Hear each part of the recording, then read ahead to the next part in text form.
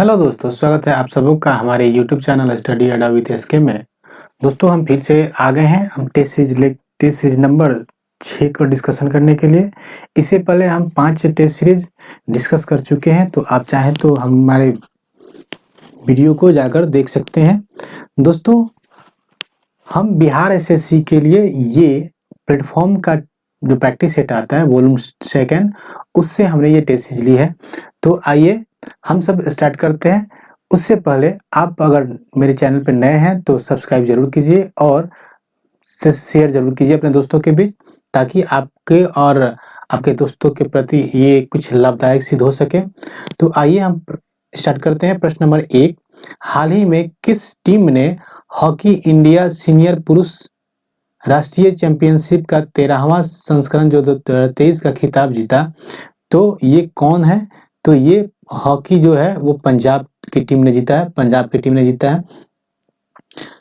प्रश्न नंबर 2 पूछ रहा है कि दिसंबर 2023 में भारत सरकार और एशियाई विकास बैंक ने किस राज्य में सड़कों की कनेक्टिविटी और लचीलेपन में सुधार के लिए 175 मिलियन अमेरिकी डॉलर के ऋण पर हस्ताक्षर किए हैं?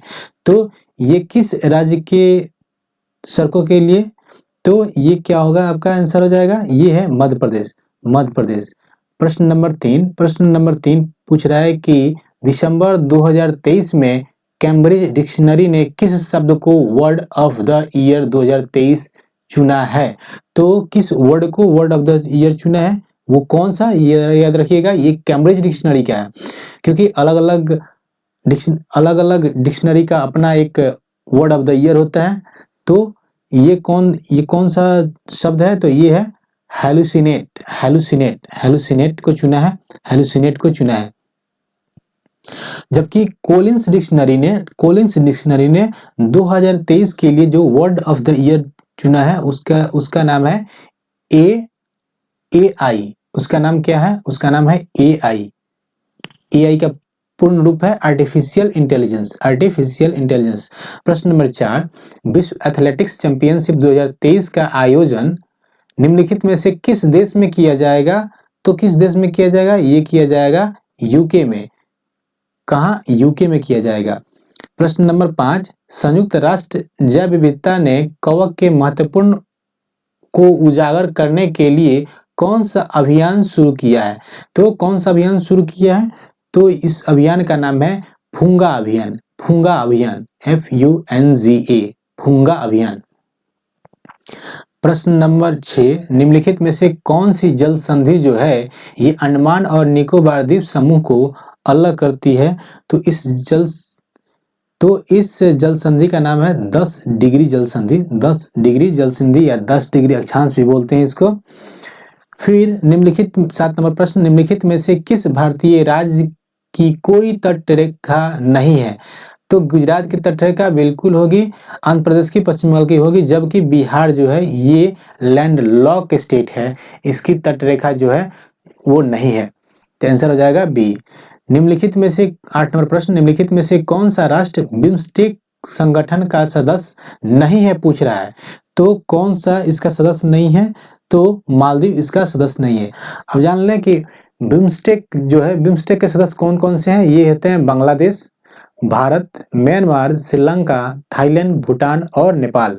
बिम्स्टेक जो है ये इसकी स्थापना जो हुई थी 1997 में बैंकॉक घोषणा के माध्यम से हुई थी, और बिम्स्टेक का पूरा नाम है Bay of Bengal initiative for multi sectoral technical and economic cooperation. प्रश्न नंबर 9, वाचस्पति पुरस्कार दिया जाता है किस क्षेत्र में? उर्दू साहित्य में या संस्कृत साहित्य में या हिंदी साहित्य में या बांग्ला साहित्य में? तो ये दिया जाता है संस्कृत साहित्य में। वाचस्पति पुरस्कार संस्कृति साहित्य में दिया जाता है।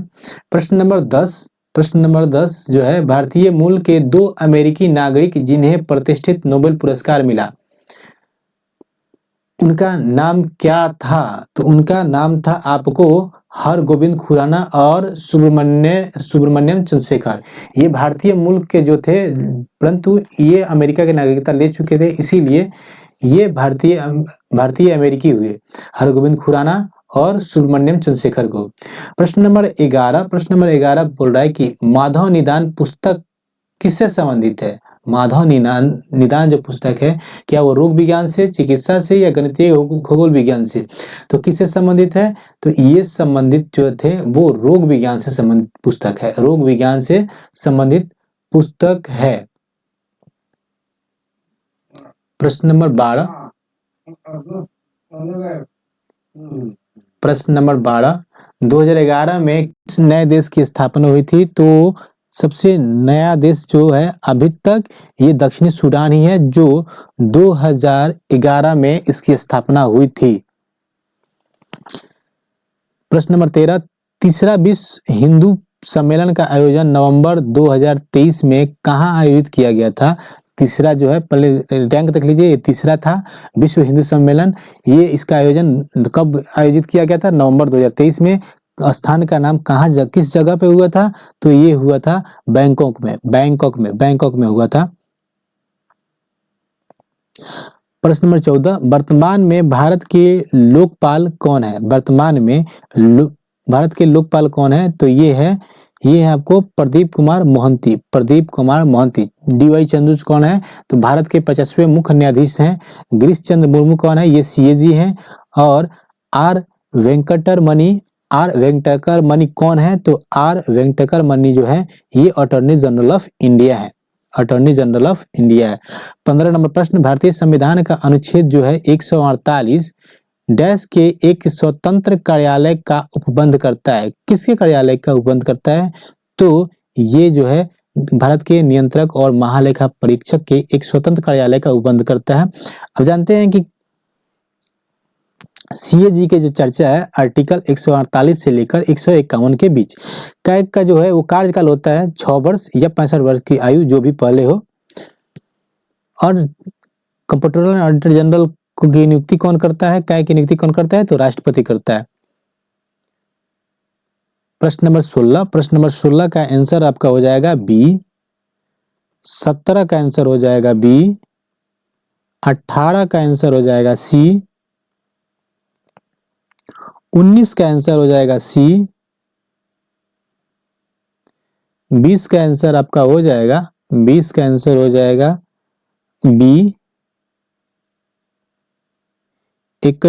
हो जाएगा डी। 22 का आंसर होगा सी।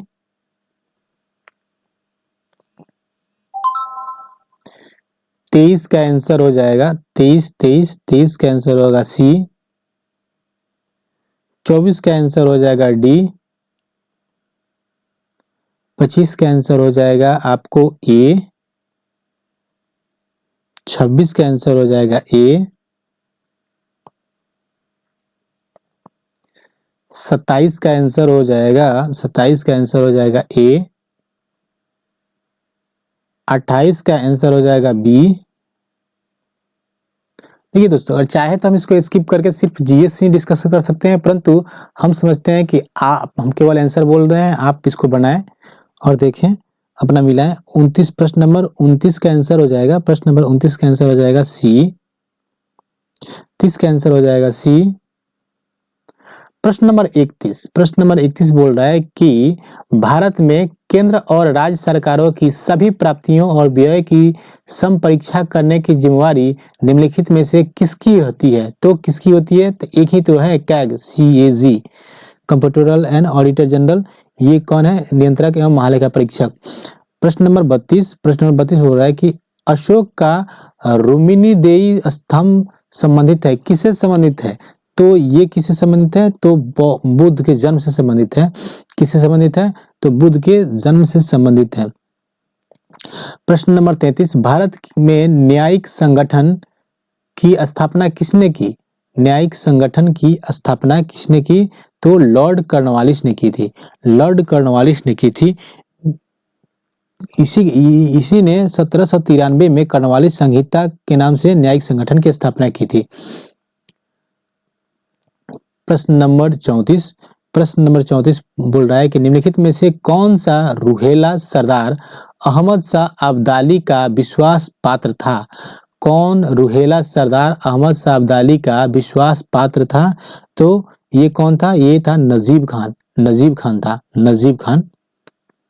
प्रश्न नंबर 35, स्वामी दयानंद सरस्वती ने आर्य समाज की स्थापना किस वर्ष की थी? तो आर्य समाज की स्थापना जो की थी 1875 में। और स्वामी दयानंद सरस्वती का जो मूल नाम था, उनका मूल नाम था मूल शंकर।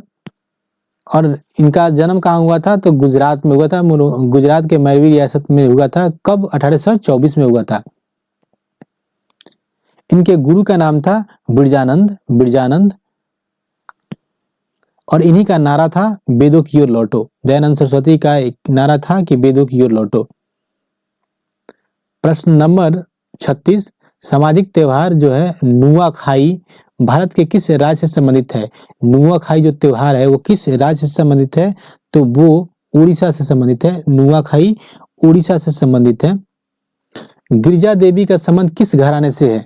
गिरजा देवी का संबंध किस घराने से है? तो ये बनारस घराने से है। गिरजा देवी का संबंध जो है ये बनारस घराने से संबंधित है। यह किस चीज से संबंधित है? ये शास्त्रीय गायिका, शास्त्रीय गायिका थी। ये क्या थी? शास्त्रीय गायिका था। मुख्यतः ठुमरी गायन को लोकप्रिय बनाया इन्होंने। प्रश्न नंबर 38, प्रश्न नंबर 38 का जो है वो मिलान कराना है, मिलान कराना है कि इन नदियां हैं और इनके उद्गम स्थल कहाँ कहाँ है।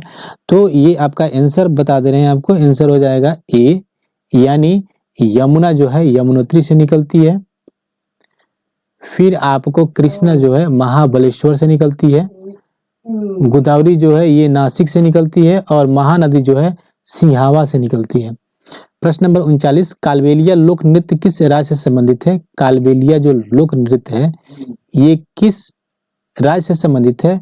तो ये आपको राजस्थान से संबंधित है। कहाँ से संबंधित है? राजस्थान से संबंधित है। प्रश्न नंबर 40, मुद्रा बाजार के असंगठित भाग में है। अच्छा, मुद्रा बाजार में जो है असंगठित भाग में कौन है? तो ये है आपको बाहर चेक, बाहर चेक, बाहर चेक। अचल संपत्ति, सॉरी ये है साहूकार, साहूकार। क्योंकि सहकारी बैंक जो है ये संगठित क्षेत्र के अंतर्गत आते हैं। वित्त निगम ये भी संगठित क्षेत्र के मुद्रा के बाजार संगठित भाग में आते हैं। क्षेत्रीय ग्रामीण बैंक भी आते हैं। प्रश्न नंबर 41, निम्नलिखित में से कौन सा न्यूनतम तरल है? कौन सा न्यूनतम तरल है? तो कौन है ये? इसका आंसर हो जाएगा आपको बी, अचल संपत्ति, अचल संपत्ति। ये आपका ये गलत है।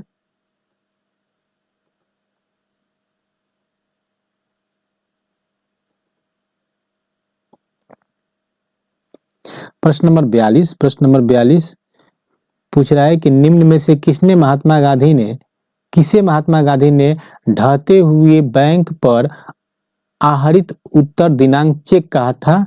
तो किसको कहा था? तो इन्होंने ये जो था ये क्रिप्स मिशन को कहा था, क्रिप्स मिशन को। क्योंकि क्रिप्स मिशन जब आया था 1942 में, तो ये बोल रहा था कि डोमिनियन स्टेटस देंगे, वो भी जब द्वितीय विश्व युद्ध खत्म हो जाएगी इसके बाद। इसी के उपलक्ष्य में, इसी के अवसर पर इन्होंने कहा था। प्रश्न नंबर 43, प्रश्न नंबर 43 बोल रहा है कि नमक सत्याग्रह के समय गांधी जी के गिरफ्तार हो जाने के बाद आंदोलन के नेता के रूप में उनका स्थान किसने लिया था?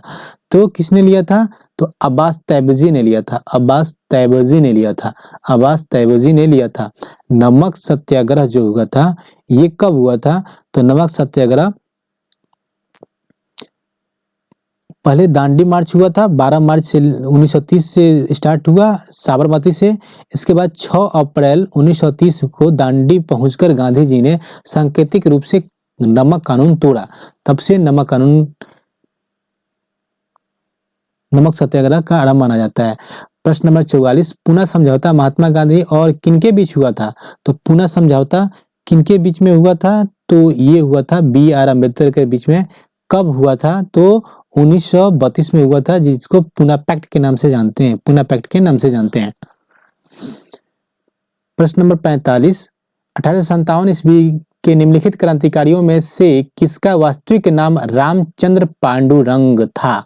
किसका नाम रामचंद्र पांडुरंग था? तो ये थे तात्या टोपे, तात्या टोपे। प्रश्न नंबर 46 का आंसर हो जाएगा आपको सी, प्रश्न नंबर 47, प्रश्न नंबर 47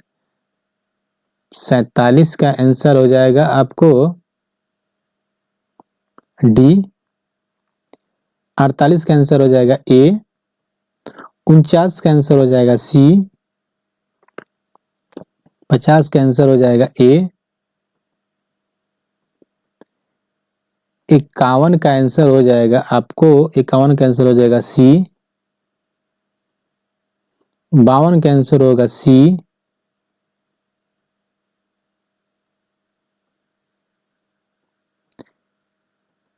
53 का आंसर हो जाएगा आपको 53 का आंसर हो जाएगा ए। 54 का आंसर हो जाएगा बी।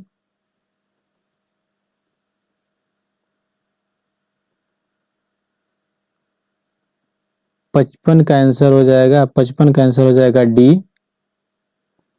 56 का आंसर हो जाएगा ए। 57 का आंसर हो जाएगा आपको ए। 58 का आंसर हो जाएगा 58 का आंसर हो जाएगा सी। 59 का आंसर हो जाएगा ए। 60 का आंसर हो जाएगा बी। 61 नंबर प्रश्न पूछ रहा है कि चावल किस प्रकार की जलवायु का पौधा है। तो चावल जो है ये उष्ण आर्द्र प्रकार की जलवायु का पौधा है, इसीलिए आंसर हो जाएगा सी। प्रश्न नंबर 62 पूछ रहा है कि 1946 के कैबिनेट मिशन का नेतृत्व किसने किया था। तो कैबिनेट मिशन का जो नेतृत्व जो किया था वो था सर पैट्रिक लॉरेंस द्वारा। और इसके सदस्य जो थे ये थे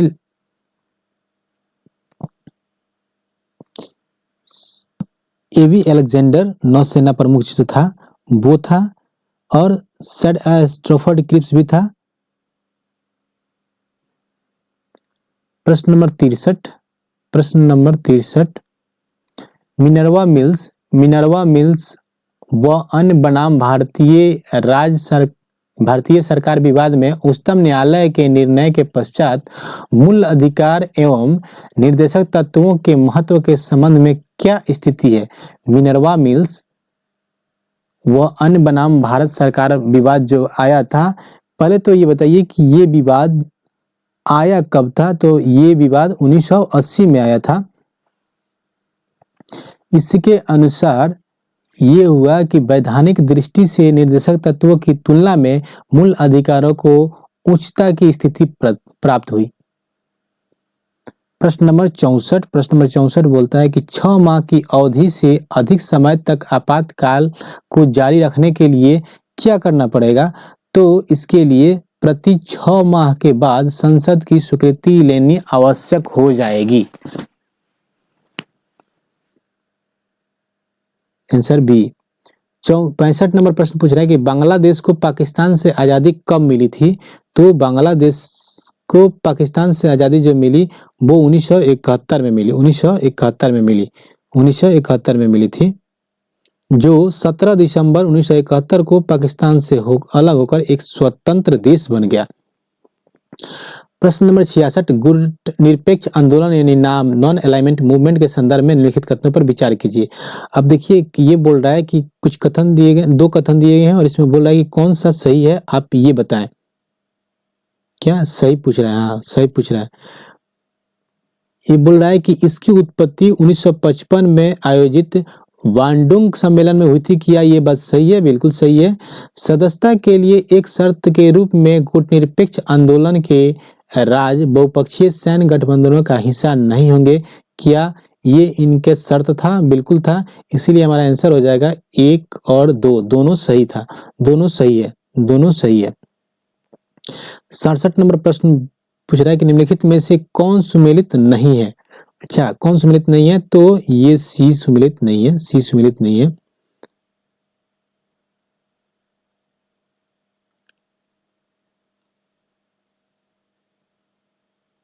68 नंबर प्रश्न जो इसका आंसर हो जाएगा डी। 69 का आंसर हो जाएगा आपको सी। प्रश्न क्या पूछ रहा है कि 2001 की जनगणना के अनुसार निम्नलिखित में से किस राज्य में सर्वाधिक 9 लिपियां प्रचलित है। देखिए पुराना प्रश्न है, कहीं से उठा कर दे, क्योंकि 2001 की जनगणना के हिसाब से पूछ रहे हैं, इसलिए आंसर आप केवल इसका जान लें। आंसर हो जाएगा आपको सी 70। निम्न में से कौन सा संविधान जो है, संविधान का अनुच्छेद पंचायत की अवधि को परिभाषित करता है? तो ये कौन सा अनुच्छेद है? अनुच्छेद 243 का ई। 243 का ई जो बोलता है वो पंचायतों का कार्यकाल जो है वो बोलता है कि 5 साल होना चाहिए। 71 नंबर प्रश्न है कि निम्नलिखित में से किस समिति या आयोग ने न्याय पंचायतों के गठन की सिफारिश की थी? न्याय पंचायत होना चाहिए, किसने बोला था, किस समिति ने?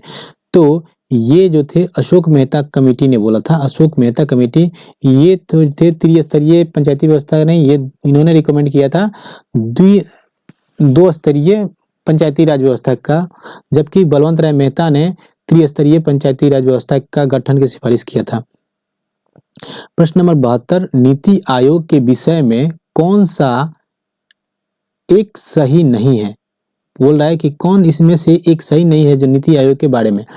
तो इसमें आपका आंसर हो जाएगा बी, यानी इनमें एक पूर्णकालिक अध्यक्ष होता है। नहीं, प्रधानमंत्री इसके अध्यक्ष होते हैं, इसलिए पूर्णकालिक अध्यक्ष नहीं कहलाएंगे। इसका गठन योजना आयोग के स्थान पर किया गया, बिल्कुल ये सही है। इसका गठन जो 2015 में किया गया ये भी सही है। यह सहकारी संघवाद के सिद्धांत पर आधारित है, ये भी सही है। प्रश्न नंबर 73 ये बोल रहा है कि निम्नलिखित में से कौन सा कार्यक्रम रोजगार से संबंधित नहीं है? कौन सा कार्यक्रम रोजगार से संबंधित नहीं है? तो मनरेगा रोजगार से संबंधित है, बिल्कुल है। NRLM बिल्कुल है। STEP ये भी है। RMS नहीं है। RMS का फुल फॉर्म होगा राष्ट्रीय माध्यमिक शिक्षा अभियान। राष्ट्रीय माध्यमिक शिक्षा अभियान जो रोजगार से संबंधित नहीं है, शिक्षा से संबंधित है, इसीलिए आंसर हो जाएगा आपको सी।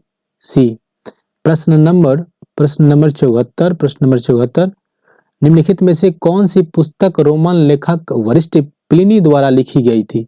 जो रोमन लेखक जो थे वरिष्ठ प्लिनी द्वारा लिखी गई थी, उस पुस्तक का नाम क्या है? तो उस पुस्तक का नाम है नेचुरल हिस्ट्री। इंडिका किसने लिखा था? तो ये मेगास्थनीज ने लिखा था इंडिका। प्रश्न नंबर 75 कौन सा अधिनियम प्रतिनिधित्व लोकतंत्र को भागीदारी लोकतंत्र में बदलता है, जिससे जमीनी स्तर पर लोकतांत्रिक संस्थाओं के विकास में एक महत्वपूर्ण कदम माना जाएगा? वो कौन होगा? तो 73वां संविधान संशोधन जो पंचायती राज है उससे संबंधित है। दोस्तों हमने 75 प्रश्न पूरे कर लिए। तो आप सबसे निवेदन है कि आप मेरे चैनल को सब्सक्राइब जरूर करें और शेयर भी करें और लाइक भी करें। प्रश्न नंबर 76 का आपका आंसर हो जाएगा बी। 77 का आंसर हो जाएगा बी। 78 का आंसर हो जाएगा सी। 79 का आंसर हो जाएगा ए। 80 का आंसर हो जाएगा डी। 81 का आंसर हो जाएगा आपको सी। 82 का आंसर हो जाएगा डी। 83 का आंसर हो जाएगा सी। 84 का आंसर हो जाएगा सी। 85 का आंसर हो जाएगा 85 का आंसर होगा आपको बी। 86 का आंसर होगा डी। 87 का आंसर हो जाएगा ए। 88 का आंसर हो जाएगा आपको ए।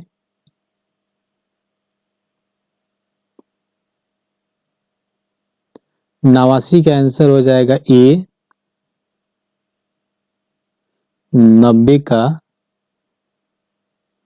का आंसर हो जाएगा आपको ए। प्रश्न नंबर 91 बोल रहा है कि जफर खां दिल्ली सल्तनत के निम्नलिखित में से किस शासक का प्रसिद्ध सेनापति था? तो जफर खां जो था ये अलाउद्दीन खिलजी का प्रसिद्ध सेनापति था। अलाउद्दीन खिलजी वंश का एक शासक था।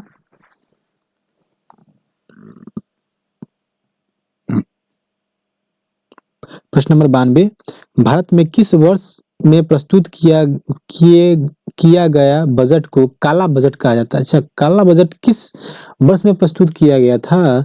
तो ये आपका आंसर हो जाएगा 1973-74 में जो बजट पेश किया गया था उसको काला बजट के नाम से जाना जाता है।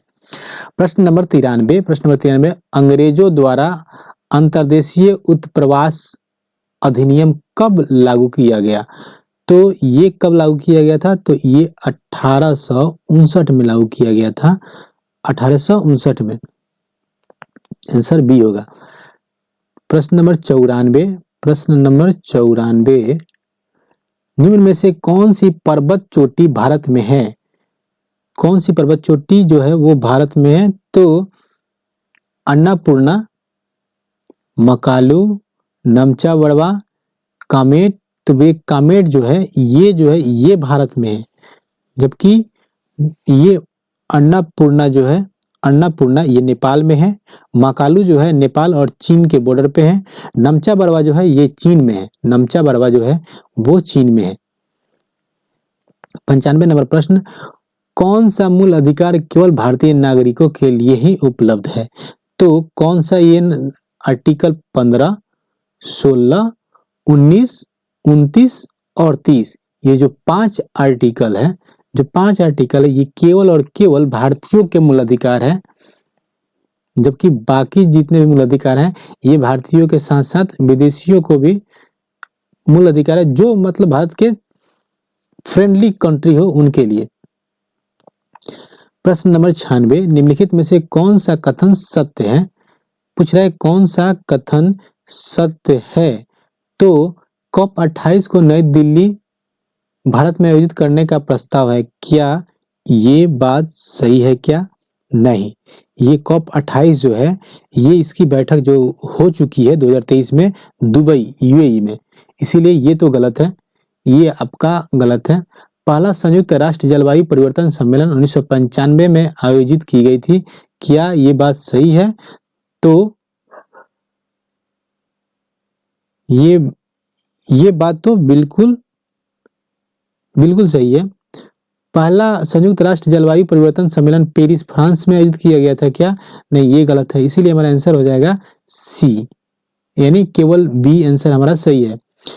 97वां प्रश्न पूछ रहा है कि डैश विज्ञान की वह शाखा है जिसका उद्देश्य मानव जनसंख्या की आनुवंशिक गुणवत्ता में सुधार करना। तो ये किस विज्ञान के अंतर्गत आता है? तो ये जो है ये यूजेनिक्स के अंतर्गत आता है। प्रश्न नंबर 98, नोबेल पुरस्कार विजेता ग्लेन टी सीबोर्ग के सम्मान में अमेरिकी शोधकर्ताओं द्वारा किस कृत्रिम तत्व को अस्थायी रूप से सीबोर्गियम नाम दिया गया है? तो इस तत्व संख्या कौन है जिसका नाम सीबोर्गियम दिया गया है?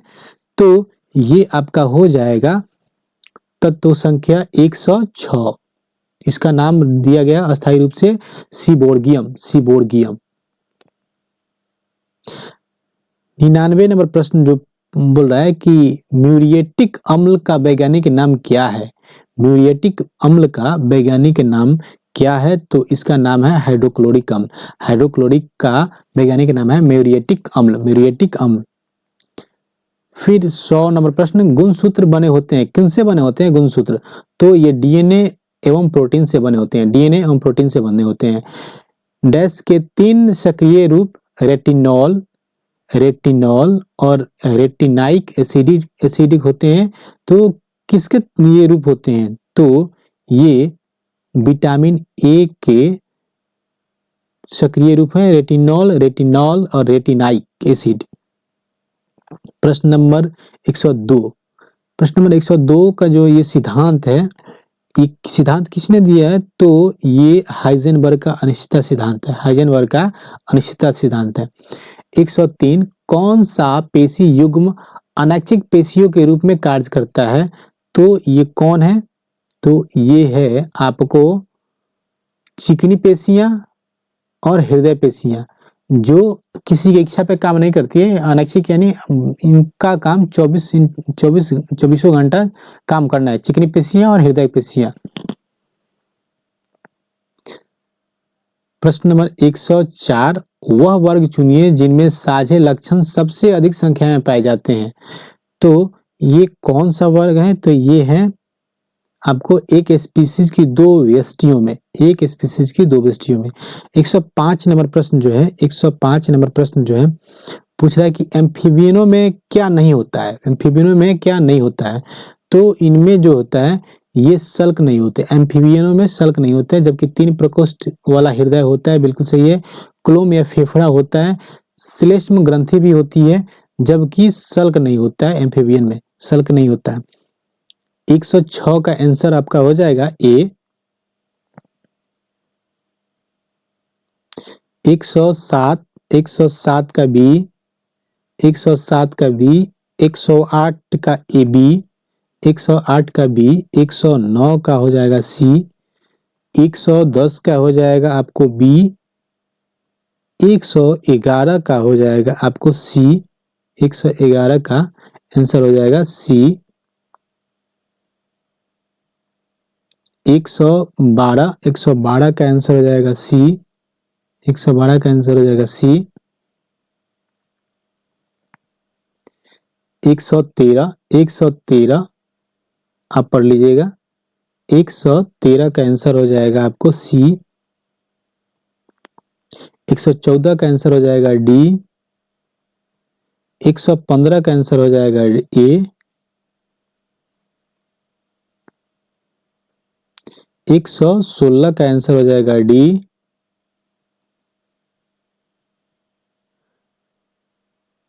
117 का आंसर हो जाएगा आपको डी, 118 का आंसर हो जाएगा डी, 119 का आंसर हो जाएगा आपको ए, 120 का बी,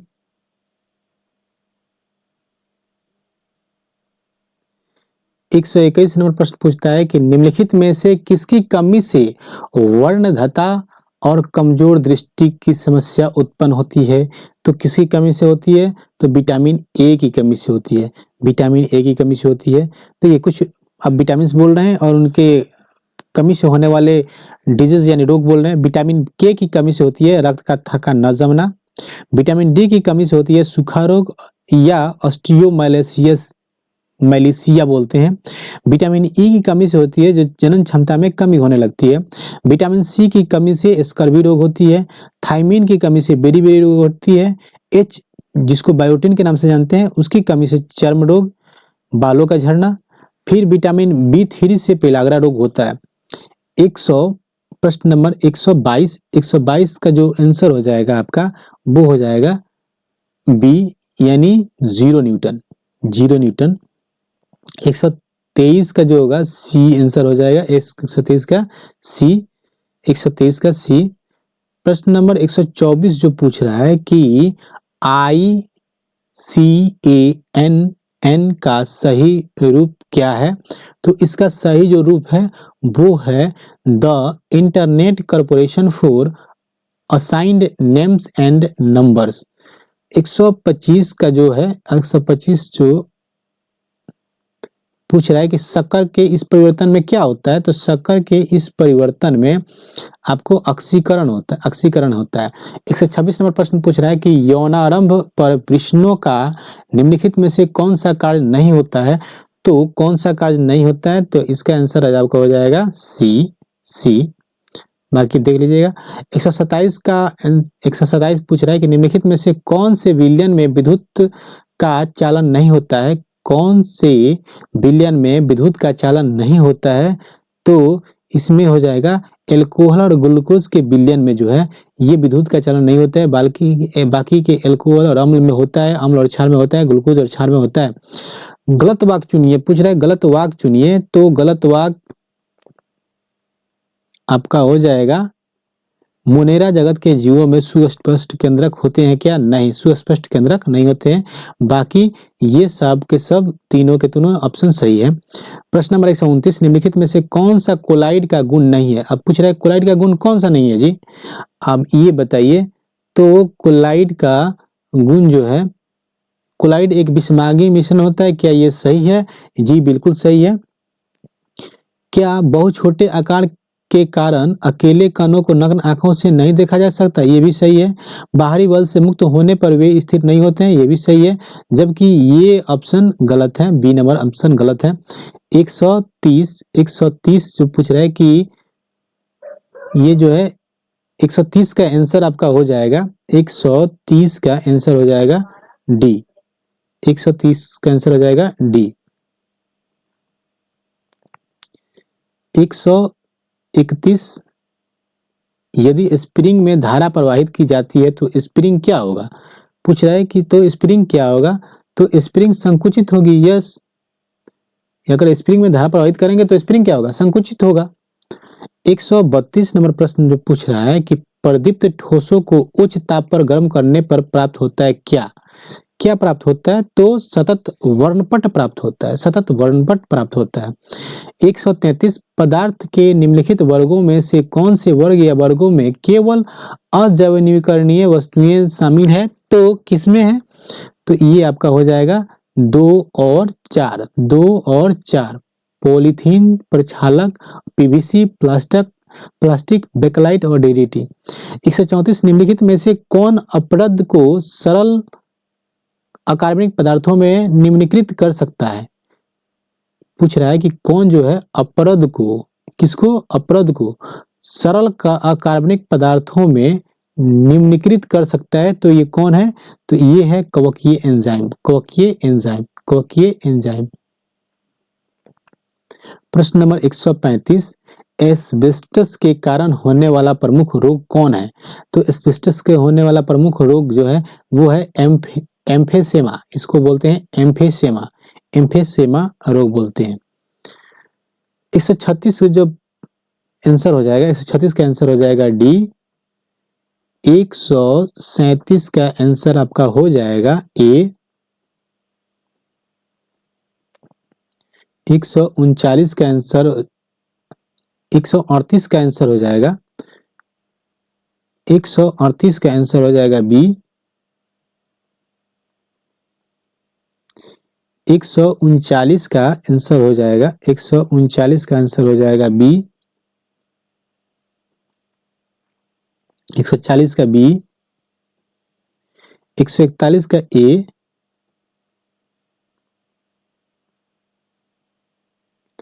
142 का आंसर हो जाएगा आपको डी।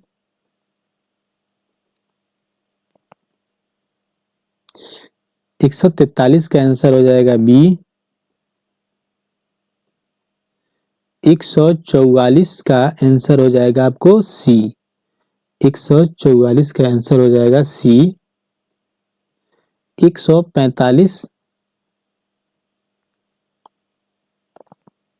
145 का आंसर हो जाएगा ए। 146 का आंसर हो जाएगा ए।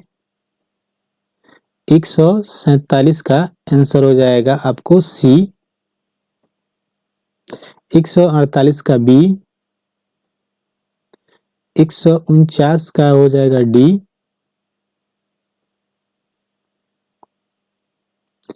150 का आंसर हो जाएगा आपको डी। तो दोस्तों ये रहा हमारा टेस्ट सीरीज नंबर 6 का फुल डिस्कशन। दोस्तों समय की कमी की वजह से हम पूरा डिस्कस नहीं कर पा रहे हैं, जबकि आप सबसे निवेदन है कि आप मेरे चैनल को सब्सक्राइब जरूर करें और लाइक भी करें और अपने दोस्तों के साथ शेयर भी करें। तो धन्यवाद।